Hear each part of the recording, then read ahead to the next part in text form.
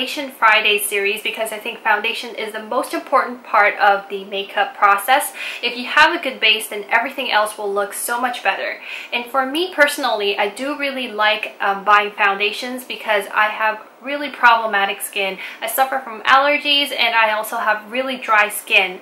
That is why I like to buy a few different types of foundations for different weather conditions. The foundation that I would like to review today is the Shu Uemura Lightbulb Foundation.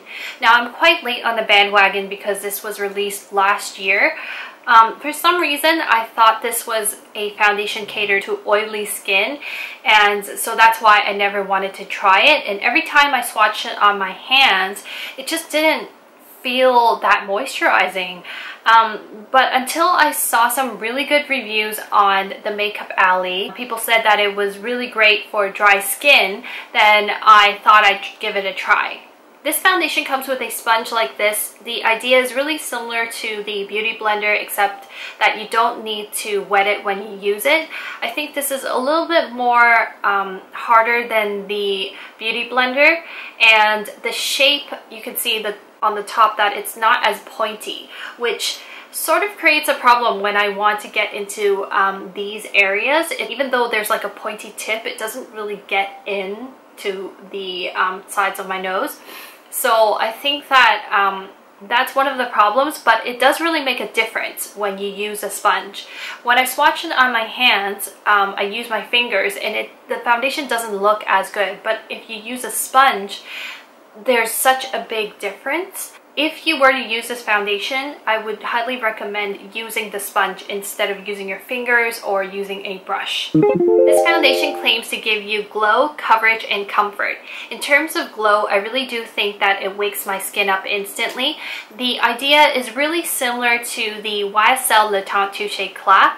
It wakes me up without giving me that really shimmery look on my face. I have the color 784 Fair Beige on me, and it looks a little bit white when I first put it on, but after I blend it out and wait for it to oxidize a little bit, it looks just right. In terms of coverage, I really like how this gives me a wide range of coverage options. What I mean is that I can use this sponge to sheer it out to almost a tinted moisturizer type of coverage, and I can also build it up to a full coverage and it would look just as good.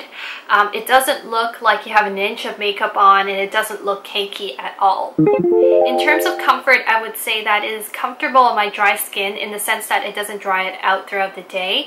However, it does feel really heavy on the skin, and so in the summertime it may not feel very comfortable.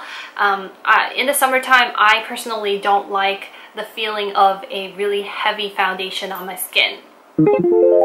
Now, I think most people will be concerned about the longevity of this formula.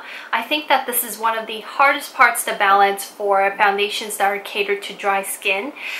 If it's moisturizing, then it's usually not very long lasting. And I think the same goes for this foundation. I wouldn't say that this is the most long wearing foundation ever. I think that most of the technology went into making the glow and the light bulb effect. So if you are looking for something that's very long wearing, I wouldn't say that this is a very long wearing formula. However, when this foundation breaks down after, let's say, about 4 hours, it doesn't crack, so it breaks down really nicely. It gives you more of a glow as you go on throughout the day. For me, I don't care too much about extra long wearing formulas. I care more about whether it breaks down nicely. So if I can get a glow throughout the day, then I would be fine with that, as long as it's not, you know, something that melts right away. So maybe something like 4 to 5 hours for me is already good enough. So if you're looking for a very long wearing formula, then this may not be the good choice for you.